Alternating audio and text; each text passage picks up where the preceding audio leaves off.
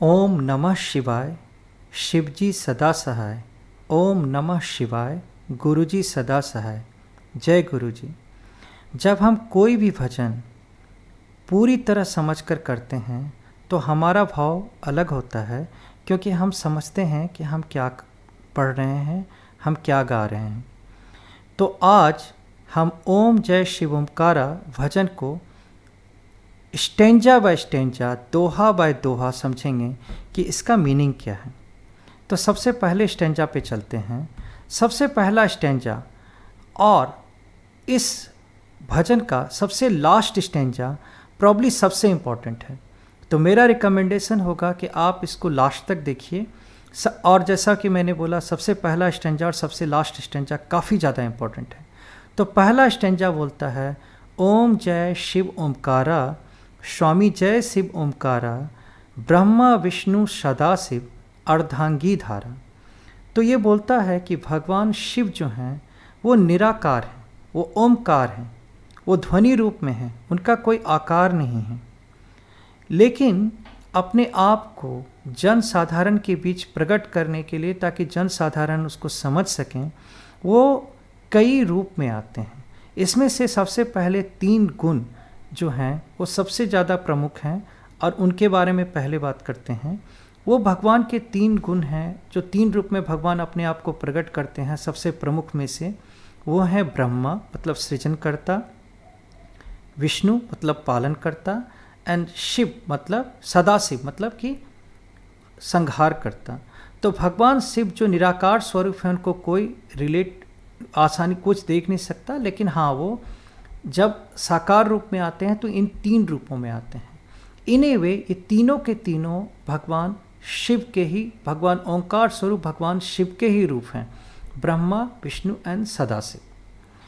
इनके साथ साथ इनकी अर्धांगिनियाँ मतलब इनकी पत्नियाँ, जैसे माता सरस्वती, माता लक्ष्मी, माता पार्वती, ये भी भगवान शिव के ही रूप हैं। इवन गंगा माता जो हैं वो भी भगवान शिव का ही रूप हैं। इन्हीं वे ये स्टेंजा बोल रहा है कि पूरी सृष्टि शिव तत्व से बनी हुई है, भगवान शिव ही हर जगह समाये हुए हैं। इसके आगे के अनदर 5 स्टेंजा में, अनदर 6 स्टेंजा में भगवान के इन 3 गुणों के बारे में काफ़ी बताया गया है। और उसके बाद जो लास्ट 7th स्टेंजा है वो काफ़ी इम्पॉर्टेंट है, जहाँ पर एक तरह से इस भजन को समराइज फिर से किया जाता है। तो हम स्टेंजा 2 पे चलते हैं। स्टेंजा 2 पे भगवान के इन 3 गुणों के बारे में है। तो भगवान के बारे में बोला जाता है एक आनंद। एक आनंद मतलब एक सिर वाले। ये जो हैं एक सिर वाले जो हैं ये भगवान विष्णु हैं। चतुरानन मतलब 4 सिर वाले, मतलब एक सिर इधर, एक सिर इधर, एक सिर इधर और एक सिर पीछे जो दिख नहीं रहा है। तो ये चतुरानन मतलब 4 सिर वाले, ये ब्रह्मा जी हैं। एंड पंचानन मतलब 5 सिर वाले जो हैं वो भगवान शिव हैं। भगवान ब्रह्मा आप ऐसे समझ लीजिए कि एक अगर ये क्यूबॉइड है तो एक तरफ इधर भी ब्रह्मा जी हैं, इधर भी ब्रह्मा जी हैं, इधर भी ब्रह्मा जी हैं, इधर भी ब्रह्मा जी हैं, मतलब इधर से मतलब 4 हाथों वाले, एक सिर वाले, एक इधर से, एक इधर से, एक इधर से, एक इधर से हैं। इस तरह से भगवान ब्रह्मा के यहाँ पे 4 सिर हो जाते हैं। और हाथ के बारे में मैं आपको आगे दिखाता हूँ। ये नेक्स्ट जो लाइन है, हंसानन गरुड़ासन वृषवाहन साजे, आपको थोड़ी थोड़ी चेंजेज पे ये भजन काफ़ी जगह मिलेगा। कहीं कहीं पे ये हंसानन के बदले हंसासन लिखा हुआ है, बट हंसासन एक्चुअली ज़्यादा सूट करता है। ये भगवान के तीनों गुण कौन कौन सी चीज़ों को यूज करते हैं चलने के लिए, इसके बारे में है। तो भगवान ब्रह्मा हंस का यूज करते हैं, भगवान विष्णु गरुड़ का यूज करते हैं, और भगवान शिव जो हैं वो वृष यानी कि बैल पे सवार हैं। तो हंसासन, गरुड़ासन एंड वृषवाहन साजे।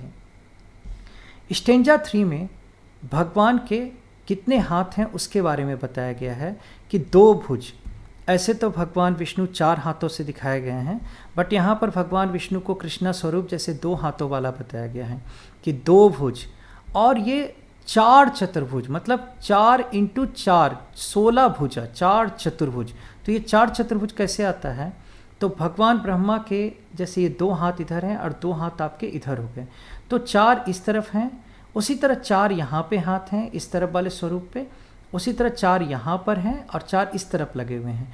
तो भगवान ब्रह्मा के 4 चतुर्भुज मतलब 4 इंटू 4 16 हैंड हैं, और 10 भुज हैं भगवान शिव के, सदाशिव के। तो इस तरह से 2 भुज, 4 चतुर्भुज, 10 भुज, ये सारे के सारे अति शोभायमान हैं, अति सोहे मतलब काफ़ी सुंदर दिखते हैं। और इनके रूप को देखकर, इन तीनों रूप को देखकर या त्रिगुण रूप को देखकर, आपको कहीं पे त्रिगुण रूप दिखेगा किसी भजन में और किसी लिरिक्स में आपको तीनों रूप दिखेगा।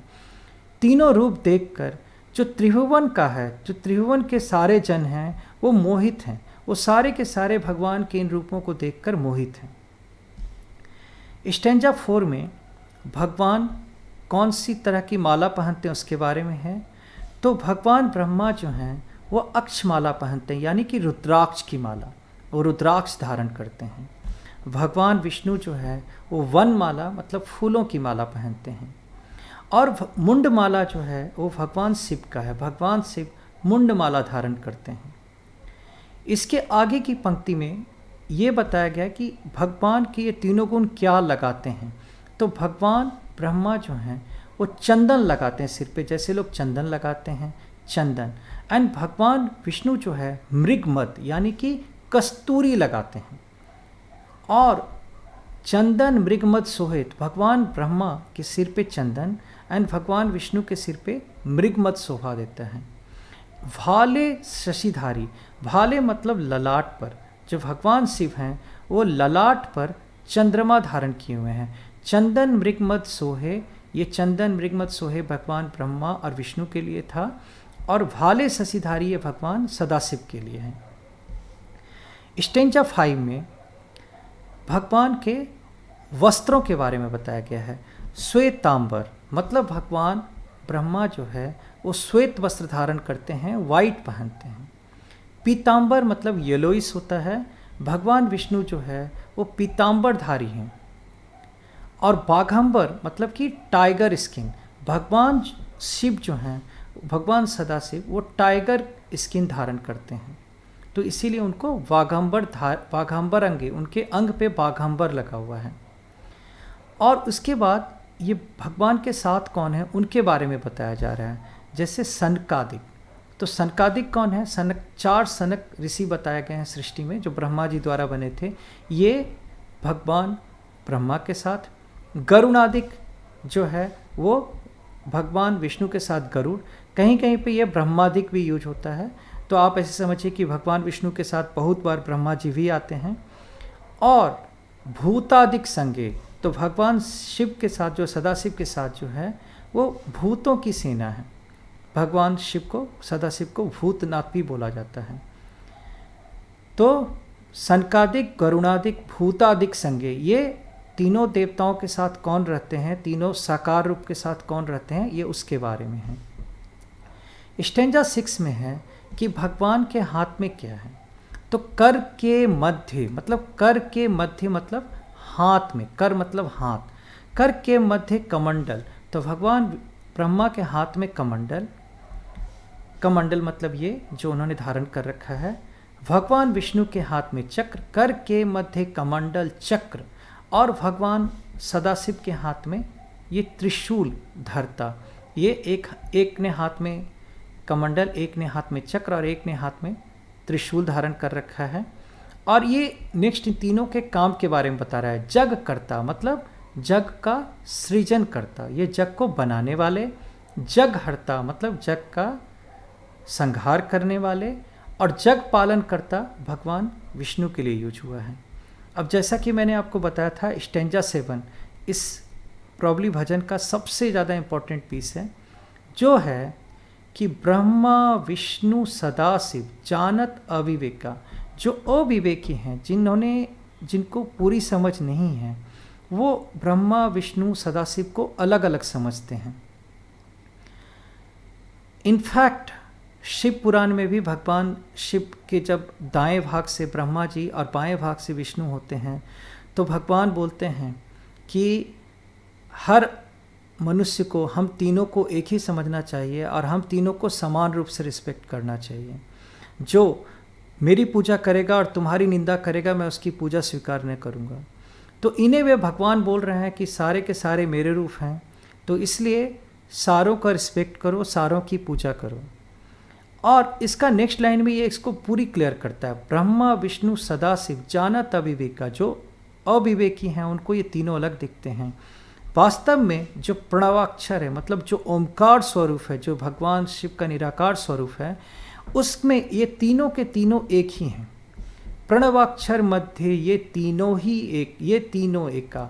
तो प्रणवाक्षर में ये तीनों एक हैं, ये तीनों के तीनों एक्चुअली एक ही ओमकार के तीन रूप हैं।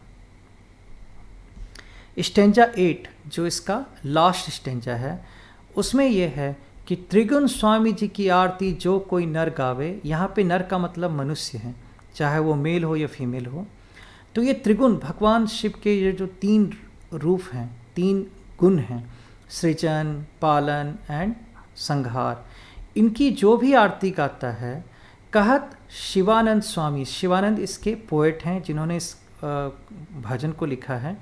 तो भगवान शिवानंद जी पोएट बोलते हैं, कहत शिवानंद स्वामी कि जो भी ये तीन त्रिगुण स्वामी जी की आरती गाता है उनको क्या फल मिलता है, मन वांछित फल पावे। मतलब जो आप डिजायर करते हैं भगवान वो पूरा कर देते हैं।